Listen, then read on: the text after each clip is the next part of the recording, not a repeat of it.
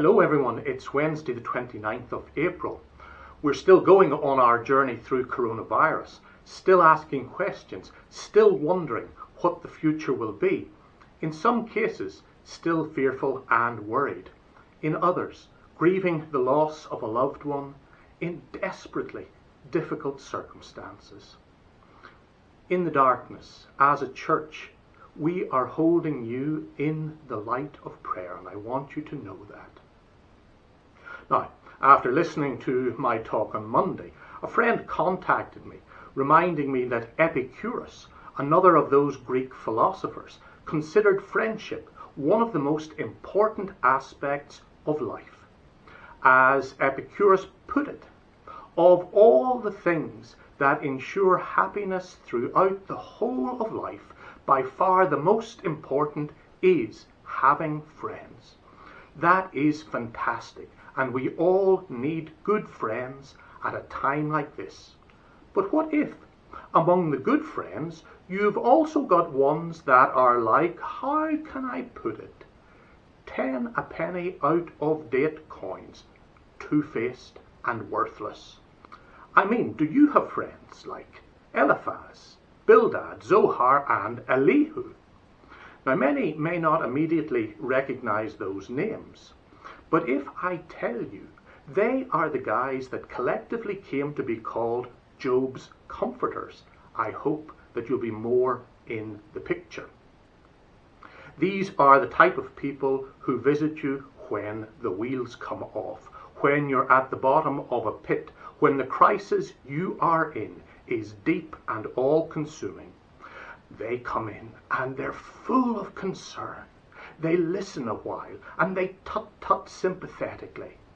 But they always feel the need to offer you advice, to tell you that you're not seeing the whole picture, to let you know what you've done wrong. When they leave, you feel worse than ever, and the darkness you are in is a shade deeper. And Job, as you'll probably remember, had a lot to feel bad about to begin with.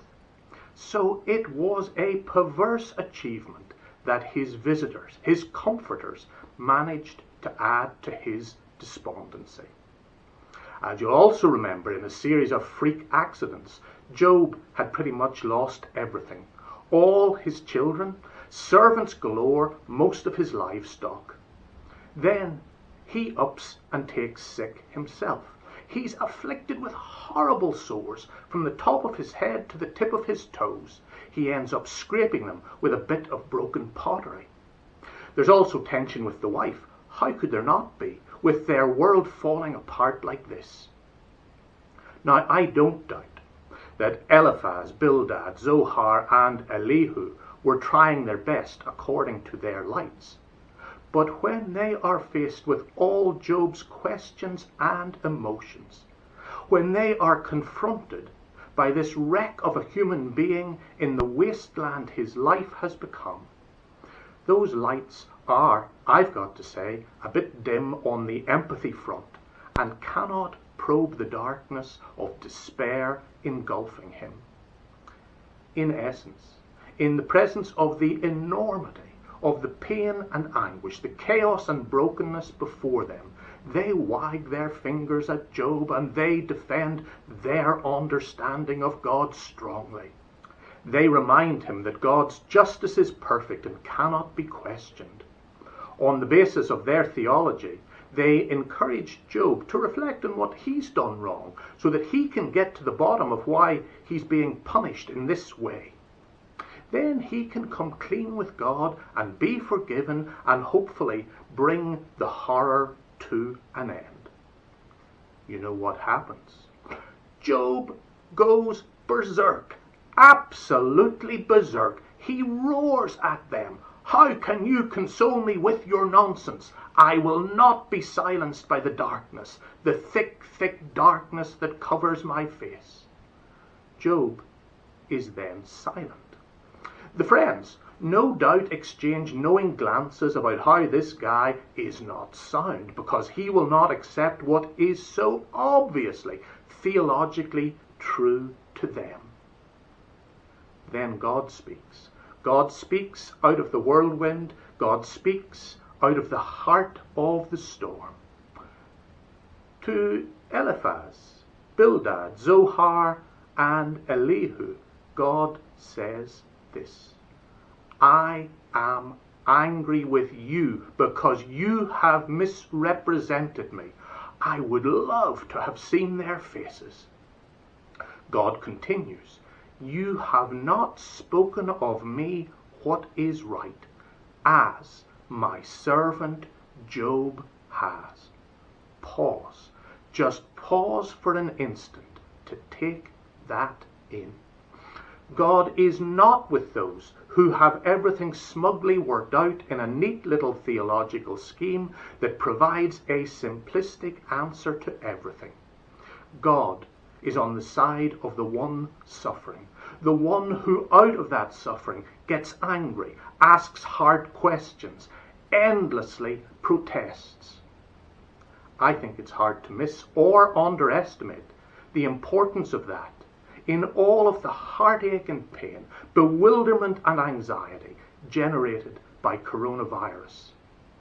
Job is the true servant of God. So are those who emulate the pattern of Job today.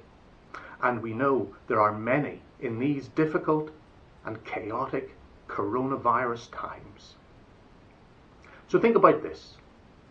In these times, if we visit family and friends by phone or Facebook, Zoom, or any other safe and distanced way, it must be with love and compassion. And perhaps also with a broader, deeper, more generous and understanding theology than we have ever had before. Remember, a friend is someone who helps you when you're down. And if they can't, they lay down beside you and listen. That's not from a Greek philosopher, by the way. It's from Winnie the Pooh.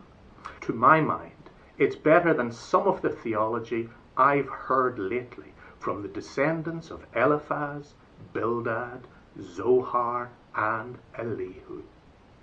It's also closer, much, much closer to the servant theology implied by Job. Now let's pray together.